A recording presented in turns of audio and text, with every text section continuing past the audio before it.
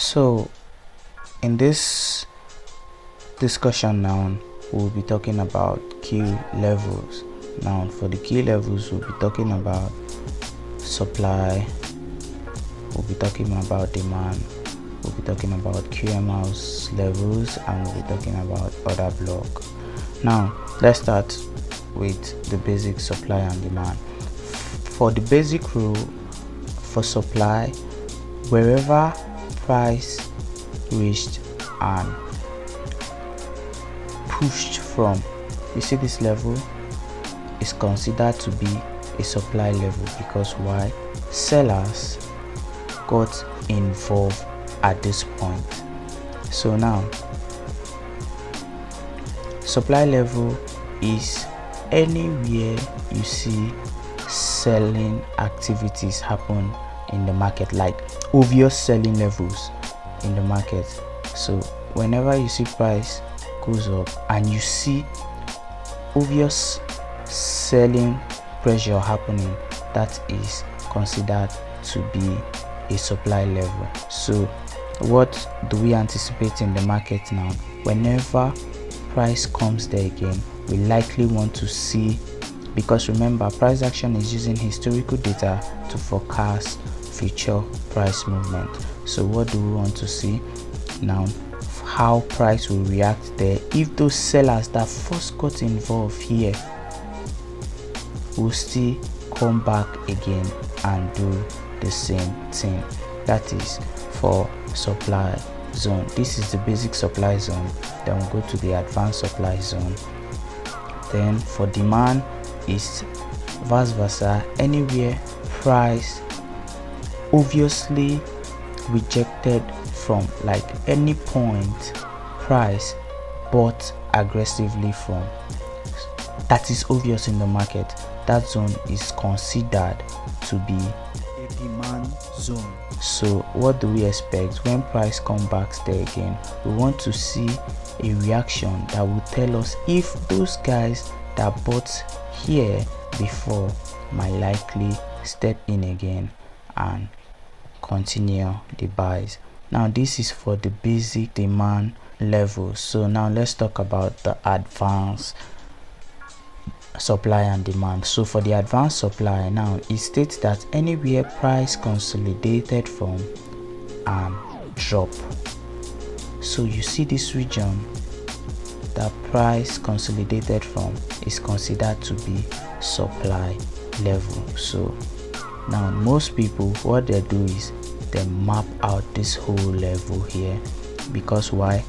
At this point there was equilibrium in the market. There was like average buying and selling happening. Then this aggressive sell move now gives us an information that sellers are now more stronger than the buyers in the market. So now what do we expect when price goes back there? We want to see how price reacts from this zone right here. So we want to see how price reacts if those sellers will join in again and bring price down. And it's the same concept for demand. So we want to see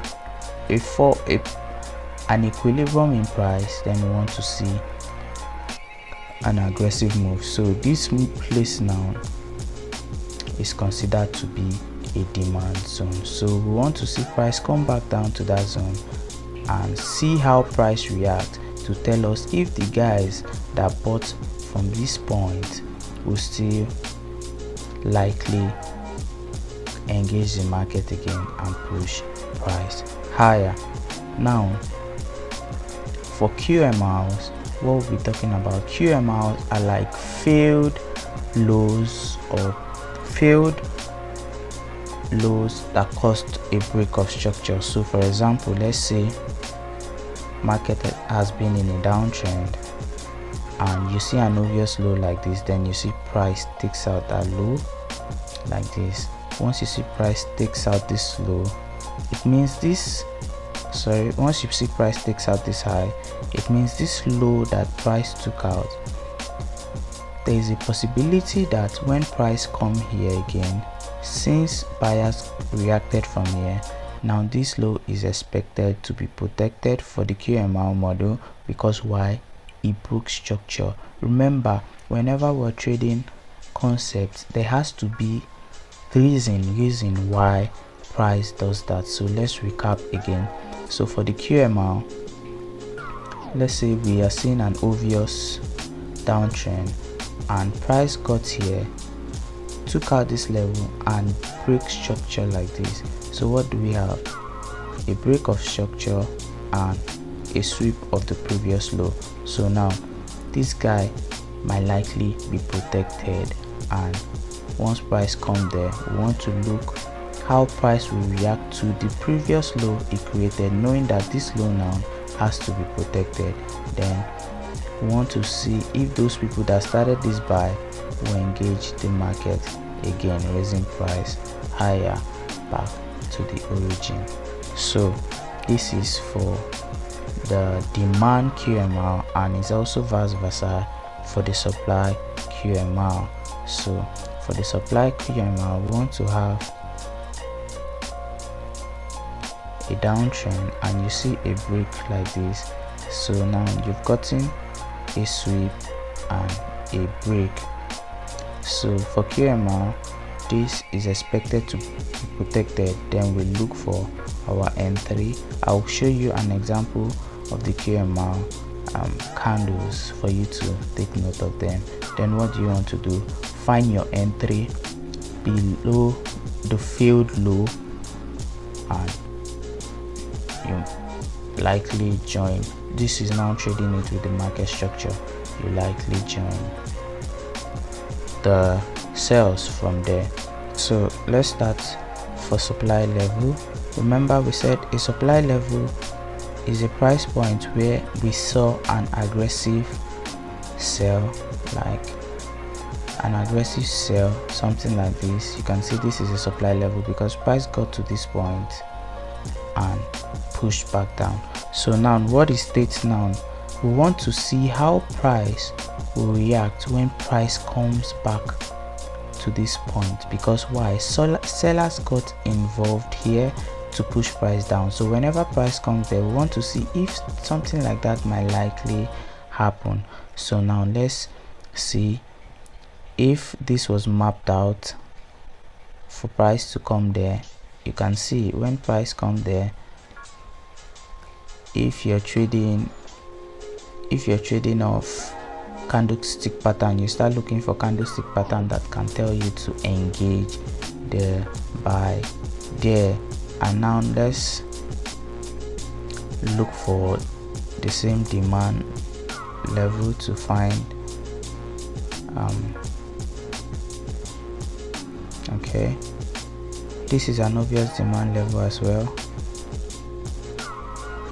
You see there's a reaction. So we expect when price come back here, we want to see how price react, and you can see when it come back here, let's see, you can see some candlestick confirmation that you can use to join, but we're not using that, we're just identifying it here. And let me show you.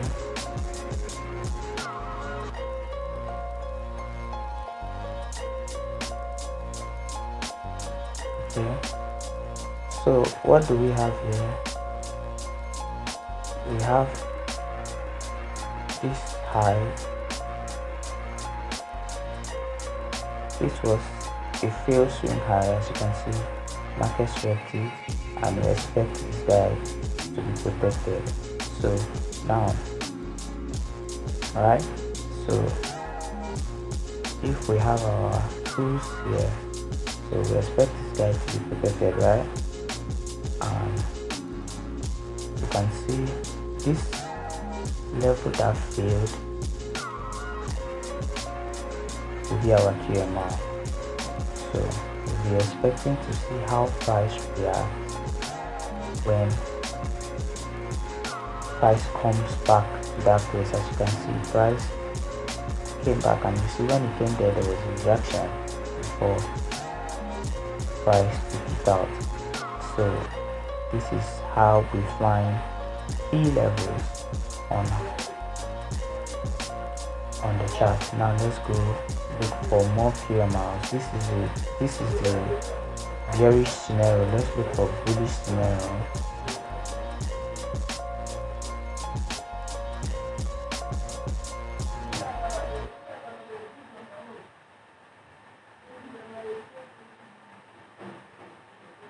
Okay, for the bullish scenario, you can see how this low got swept, and you can see after it got swept, this low now caused the break of structure. So for PMR, we want to see when price come back to this zone again, how it does react. So as you can see, price rallied all the way up, then when it came back to this zone and moved right from that PMR zone, because why? This low is expected to be protected now. So now we have a bullish scenario and a bearish scenario, and let's look for supply zones. Okay, this is a good example for supply zones. So remember, we said supply zones are levels where you can see some form of consolidation, right? Supply level was stated to be a level where you will see a form of consolidation before an aggressive move. So with that said, if we tag this as our supply level, you can see when price came to that point, as you can see, as price came to that point, we want to see how price reacts off that point, and you can see there was a slight reaction before what? Sorry. There was a slight reaction before price went higher, as you can see. So let's look for a bullish. Okay, you can also use this as well. So you can see this consolidation right here before the break above. So it's stated to be this whole zone is more or less of a supply zone. This whole zone is more or less of a supply region. So when price comes here in the future as well, you want to see how price reacts. And as you can see, when price came there, it tapped into the level, and you can see the movement up. So this is how we look for key levels on the chart. And now let's head on to order block and order blocks candles and the like. So for this, you can see, as I stated,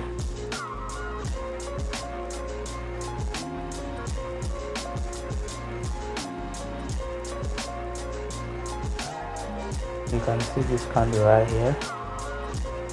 This candle is printed opposite of the direction, and this candle went higher.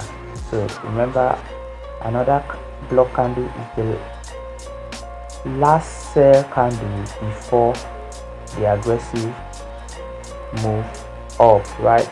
So now if we are picking up from the last sell candle and we're trading off that, you can see when price came there, what was the reaction? You can see how price moved up, because why? An order block candle is an institutional candle that fakes the direction and later push price to the intended direction. So what does this state now? Whenever price comes back to that level, there is a high probability with other factors to add with it, like FVG. You can see there is a form of little FVG here. Whenever price comes to that point, there will always be a reaction. So This is the buy scenario, and let's look for a sell scenario of another block candle.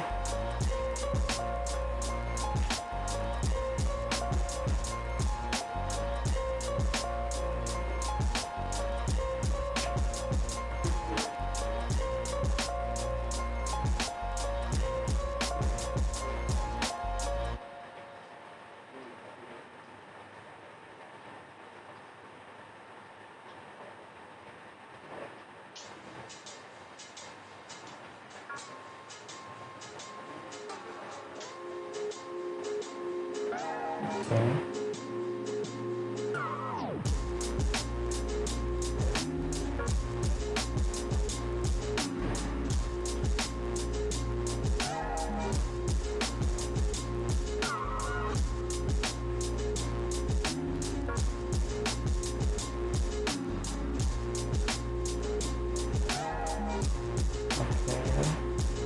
For this, it's not too clear. I'm looking for something that's more clear so that it gives you the picture. Wow, a lot of price data.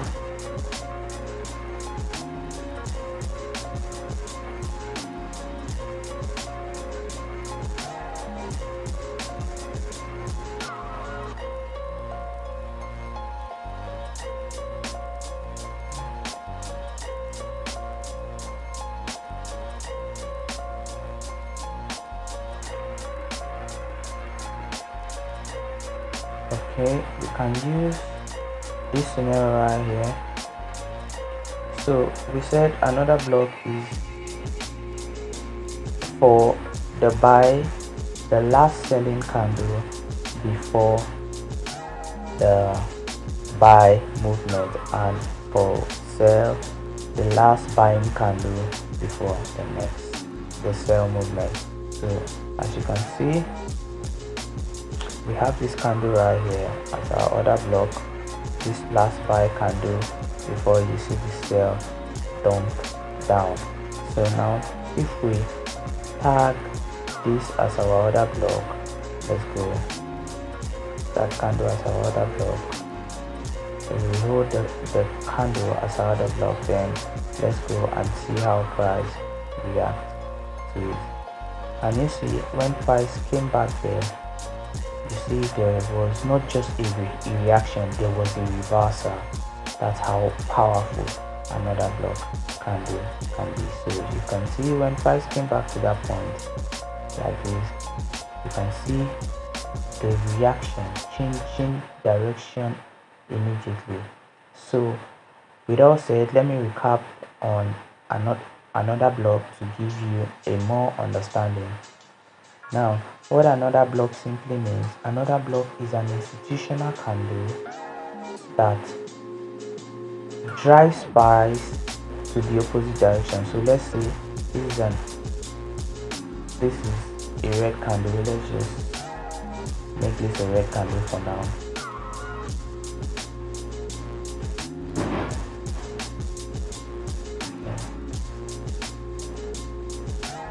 So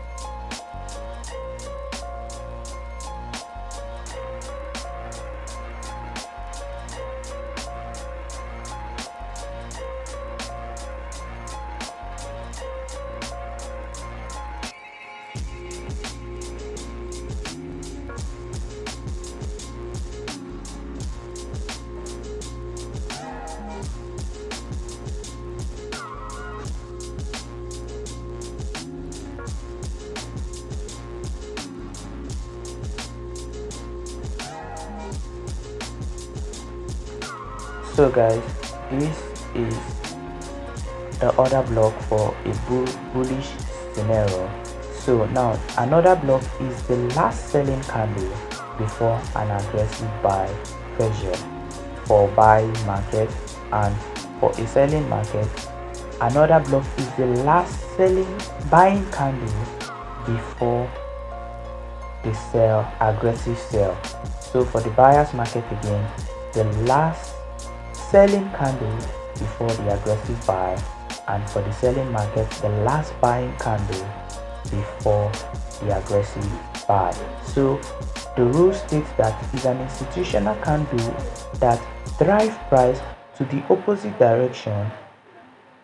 It drives price to the opposite direction before taking price to the intended direction for an uptrend, and the same thing for the downtrend. And for the downtrend, it drives price to the opposite direction before pushing it to its intended direction. So what does this state now? Another block states that whenever price comes to that point,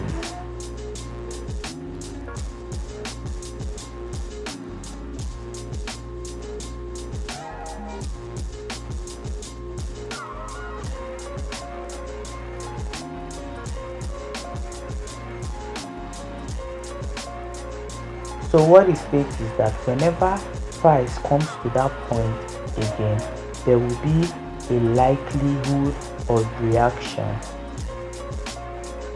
and that's the same thing. Whenever price comes to that point again, there will be a form of reaction of it. So now, with the understanding of this, we will get along with using all this that has been taught to put them together to define our strategy, and we'll do that in the next video. Let's get to it.